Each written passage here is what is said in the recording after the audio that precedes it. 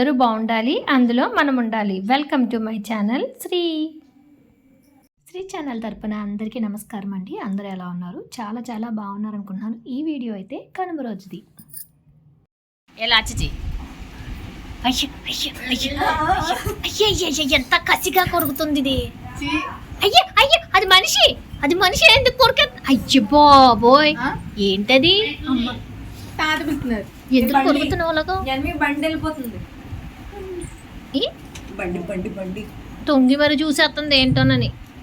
ప్రతి సంవత్సరం మేమైతే సంక్రాంతి రోజు మధ్యాహ్నం నుంచి అత్తయ్య గారింటికి వెళ్ళేవాళ్ళండి. కానీ ఈ సంవత్సరం పిల్లలకి హాలిడేస్లో అంటే కాలేజ్ ఉంది, అందుకని చెప్పి కనుమ రోజు మధ్యాహ్నం అయితే బయలుదేరాం. అది కూడా మధ్యాహ్నం నుంచి హాలిడే ఇచ్చారని చెప్పి కనీసం హాఫ్ డే అన్న అక్కడ ఉండొద్దామని చెప్పి మేమైతే బయలుదేరాం.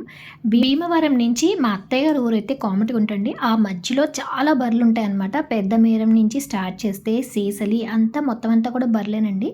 ఎస్పెషల్లీ ఇక్కడ మా భీమవరం సైడు రఘురామకృష్ణరాజు గారు ఉన్నారు కదండి, త్రిబులార్ అంటారు ఆయన ఎస్పెషల్గా సంక్రాంతికి కోడి పందాలు మస్ట్ అండ్ షుడ్గా ఉండాలని చెప్పి ఇక్కడ కోర్టులో కేసు వేసి మరి మనకి పందాలు జరిగేలా చూస్తారనమాట ఎప్పుడు కూడా. ఇక్కడ పెద్ద బర్ అంటే ఈ సంవత్సరం రఘురామకృష్ణరాజు గారిది బాగా పెద్ద బర్ వేసారండి. పార్కింగ్ అది కూడా చాలా హెవీగా. ఇప్పుడు నేను మీకు చూపిస్తాను చూడండి. ఒక బెలూన్ల పైన ఎగురుతూ ఉంటుంది, దూరంగా ఒక వైట్ కలర్ది అయితే కనిపిస్తుంది. ఇక్కడ దగ్గర ఆ రోజు అయితే 1000 కార్లు వరకు అయితే పార్కింగ్ ప్లేసే ఉందంట. ఇప్పుడు మీకు చూపిస్తున్నాను కదండి, ఇదే త్రిబులార్ గారి బర్ అనమాట. ఈసారి కోడి పందాలు కూడా చాలా అంటే చాలా కోట్లలో జరిగినాయి. ఇదైతే వే అనమాట ఇలా వెళ్ళడానికి. మేము ఎవ్రీ ఇయర్ ఈ రూట్లో వెళ్తాం కదండి, అసలు ఫుల్ ట్రాఫిక్ ఉండేది. ఈ సంవత్సరం అయితే అరేంజ్మెంట్స్ కూడా చాలా బాగా చేశారండి. ఎక్కడికక్కడ పార్కింగ్ ప్లేసెస్ కానీ బరులు అవి కూడా చాలా నీట్గా మెయింటైన్ చేశారు. దట్టు ఈ సంవత్సరం సంక్రాంతి సంబరాలు కూడా ప్రతి చోట చాలా బాగా జరిగినాయండి. మాకు వచ్చి తాడేరులో సంక్రాంతి సంబరాలు, నవడూరులో ఇలా డిఫరెంట్ ప్లేసెస్లో సెట్టింగ్స్ చేశారు. ఇప్పుడు మీరు చూస్తున్నారు కదండి, ఈ బిల్డింగ్లో అయితే ఎప్పుడు ఎక్కువగా జరిగాయి అనమాట. రాజులు కూడా వచ్చి ఇక్కడ చాలా పెద్ద వాళ్ళు వచ్చి పందాలు వేస్తూ ఉంటారంట. మా ఇంచుమించుగా ఒక 20 years బ్యాక్కి మా మావయ్య గారు చెప్పారనమాట, అక్కడ చాలా పెద్దగా పందాలు వేస్తారమ్మా, ఆడవాళ్ళు కూడా వచ్చి మనకి పందెం వేస్తారని చెప్పి. ఇప్పుడైతే మా ఇంటి వైపు రోడ్లోకి అయితే తిరిగిపోయామండి. సీసల్ తర్వాత ఇలా లోపలికి ఒక రూట్ ఉంటుంది, అలా వెళ్తే మా అత్తయ్య గారు ఊరు కామడుగుంట వస్తుందన్నమాట. మీకు వెళ్ళే అట్మాస్ఫియర్ అంతా కూడా అండి పొలాలతో చెరువులతో ఆ ఊరు అట్మాస్ఫియర్ చాలా గ్రీనరీగా బాగుంటుంది. ఇంకా సీసలు మాకు దగ్గర కాబట్టి ఎక్కువగా మా ఊరి వాళ్ళందరూ కోడి పందాలు అయితే చాలా బాగా చూస్తారనమాట. మా పిల్లలు చిన్నప్పుడు కూడా మావయ్య గారు వాళ్ళని తీసుకెళ్ళేవారు. దగ్గర కాబట్టి ఇంకా పందాలు పొద్దున్నే వెళ్ళిపోయేవారు, సాయంత్రం వరకు పందాలు చూస్తూ అక్కడే ఉండిపోయారు అనమాట. కోడి పందాలు సంక్రాంతిలో చాలా స్పెషల్ అండి. మాకు ఇంత దగ్గరగా ఉన్నా నేనైతే ఎప్పుడు కోడి పందాలకి అయితే వెళ్ళలేదు, చూడలేదు. ఎందుకంటే పిల్లలు వీళ్ళందరూ వెళ్తారు కానీ లేడీస్ ఎక్కువగా అయితే మేము వెళ్ళమండి. ఇంకా వేరే ఊళ్ళ నుంచి వచ్చిన వాళ్ళైతే స్పెషల్గా వెళ్తారు. ఈ సంవత్సరం అయితే చాలామంది లేడీస్ కూడా పందాలు చూడడానికి వెళ్ళారండి. మా సైడ్ అయితే ఆక్వీడు, భీమవరం, గల్వాంతిప్ప ఇలా ఇటువైపు మొత్తం అంతా కూడా సరౌండింగ్స్లో కోడి పందాలు చాలా బాగా జరుగుతాయి. మా అత్తయ్య గారు ఊరు వైపు రోడ్ చూసారా, చాలా అంటే చాలా బాగుంటుంది. అసలు అక్కడ ఆకుమళ్ళు కానీ చెరువులు అన్నీ కూడా ప్లెజెంట్ వెదర్ చాలా నీట్గా ఉంటుందన్నమాట. ఇప్పుడైతే మనం ఊళ్ళోకి ఎంటర్ అయిపోయామండి. మెయిన్ ఊళ్ళోకి ఎంటర్ అవ్వగానే ఇలా ఒక ఆర్చ్ అయితే వేసి ఉంటుంది. ఇలా పెద్ద చెరువు కనిపిస్తుంది అనమాట ఊర్లోకి ఎంటర్ అవ్వగానే. ఈ చెరువుకి ఎదురుగానే మా అత్తయ్య గారి ఇల్లు అనమాట. నేను మీకు ఎప్పుడు చెప్తూ ఉంటాను కదా, దుర్గమ్మ వారి గుడి అన్నీ ఉంటాయని చెప్పి. ఇక్కడ ఈ చెరువు నుంచి చుట్టూ గోడ కట్టేశారు కదండి. ఒక దగ్గర అయితే ఆంజనేయ స్వామి వారి గుడి ఉంటుంది అనమాట. ఇదైతే ఆంజనేయ స్వామి వారి గుడి. అక్కడి నుంచి కొంచెం ఫ్రంట్కి వెళ్ళాక ఈ మధ్య నాగేంద్రుడు అంటే పుట్టలా కట్టి నాగేంద్రుడు కూడా ఒక గుడి కట్టారండి ఈ చెట్టు దగ్గర. తర్వాత అమ్మవారి గుడి. అత్తయ్య గారి ఇంటికి అయితే వచ్చేసాము. అత్తయ్య గారి ఇంటి దగ్గర కూడా సంక్రాంతికి ముగ్గులు ఇలా పెట్టారనమాట అండి. అత్తయ్య గారు మావయ్య గారు అయితే మావయ్య ఎప్పుడు వస్తుందని వెయిట్ చేస్తూ ఉన్నారు. ఇదిగోండి అత్తయ్య గారు, మావయ్య గారు, నేను సరదాగా కూర్చొని కాసేపు అయితే మాట్లాడుకున్నాం. యాక్చువల్గా అయితే సంక్రాంతిలో అయితే కుదిరితే ముందెళ్ళే వాళ్ళము.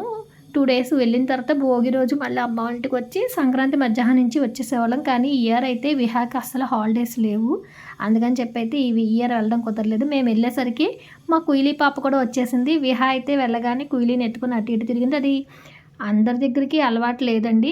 మేమైతే కాసేపు అలవాటు అయితే కానీ వచ్చేది కాదు. ఇంకా విహా ఉంటే మా ఎవరి దగ్గరికి రాకుండా విహాతోనే తిరిగింది. ఇంకా మా కుయిలే ఉంది కదా, ఇద్దరం అలా ఒకసారి దుర్గమ్మవారి గుడికి వెళ్ళామండి. దుర్గమ్మవారి గుడి ఎదురుగానే చెరువు ఉంటుంది కదా, చెరువులో చాలా చేప పిల్లలు చిన్నవి అలాగే తాబేళ్ళు ఉన్నాయన్నమాట. వాటిని చూపిస్తూ ఉంటే వాటిని చూసుకుంటూ ఉంది. పల్లెటూరు వాతావరణం అయితే చాలా బాగుంటుందండి.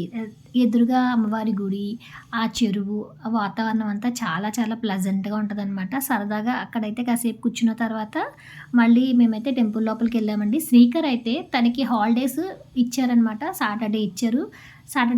సాటర్డేనే కోమటగుంట వచ్చేసాడు. అక్కడి నుంచి మళ్ళీ మాకు పండగ అయిపోయిన తర్వాత ఇంక రేపటి నుంచి స్కూల్ అన్నప్పుడైతే వచ్చాడు. నేనైతే అసలు ఏమైపోయావురా ఇక్కడ ఫోను లేదు ఏమి లేదంటే ఇంకా మా వాడు ఫుల్ బిజీ ఎంజాయ్ అనమాట అండి. వాళ్ళ నానమ్మ వాళ్ళ ఇంటి దగ్గర ఆ కోడి పందాల దగ్గర అన్నీ తిరుగుతూ చాలా బిజీ అయిపోయాడు. మాకు కూడా అప్పుడు ఒకసారి వచ్చి కనబడి వెళ్ళిపోయాడనమాట. తర్వాత మేమంతా కూడా మా భాను దగ్గరికి వెళ్దాం అనుకున్నాము. భాను అయితే తనే వచ్చేసిందనమాట. మా రాంబాబు గారు భానుని తీసుకుని వచ్చారు. ఇక్కడ ఒకసారి బయట అందరూ కూర్చొని కబుర్లు చెప్పుకుంటున్నారనమాట. ఇంక తర్వాత లోపలికి పదండి అని మొత్తం అందరూ అయితే లోపలికి వెళ్ళాము. అల్లుడు గారు, మా దీపు, అత్తయ్య గారు, నేను, భాను మొత్తం అందరూ కూర్చున్నాం. మధ్యలో మా కుయిలిని పెట్టి ఆటలాడించుకుంటూ కూర్చున్నామండి. అదైతే డ్రింక్ తాగదంట గ్లాస్‌తో. వాళ్ళ అమ్మ తీసి నోట్లో పెడితే ఇలా అట్లా చప్పరిస్తూ మళ్ళీ మళ్ళీ పెట్టమందనమాట. అలా కాసేపు సరదాగా కనుమ రోజు కబుర్లు, మా కోడి పందాలు అన్నీ సాగినాయి అనమాట అండి. అలా కాసేపు కూర్చున్న తర్వాత మళ్ళీ నెక్స్ట్ డే మార్నింగే కాలేజీ ఉంది విహాకి. తర్వాత ఇంకా చీకటి పడిపోతుంది కదా అని చెప్పి మళ్ళీ ఇంచుమించుగా 5:30 ఆ టైంకల్లా, అంటే వింటర్ కదండి తొందరగా చలిగాలి వచ్చేస్తుందని చెప్పి మళ్ళీ మేమైతే బయలుదేరి భీమవరం వచ్చేసాము. భీమవరం వచ్చేసిన తర్వాత ఇంక నెక్స్ట్ డే ముక్కనుమ కాబట్టి ఆ రోజు నైట్ అయితే ఇలా రథం ముగ్గులు అయితే వేసేసాను. నైట్ వేసేస్తామండి. మార్నింగే లేచి రథం ముగ్గు వేసి మొత్తం అంతా చేయాలంటే కలర్స్ అయ్యి కొంచెం టైం ఎక్కువ పట్టేస్తుందని చెప్పి నైట్ ఇలా మొత్తం రథం ముగ్గు వేసేసి నెక్స్ట్ డే మార్నింగ్ రథాలన్నీ కూడా లాగుతాం అనమాట. చందమామకి పసుపు కుంకుమ కొంచెం బెల్లం ముక్క నైవేద్యం పెట్టేసి నెక్స్ట్ డే మార్నింగ్ అయితే రథాలు లాగేస్తాము.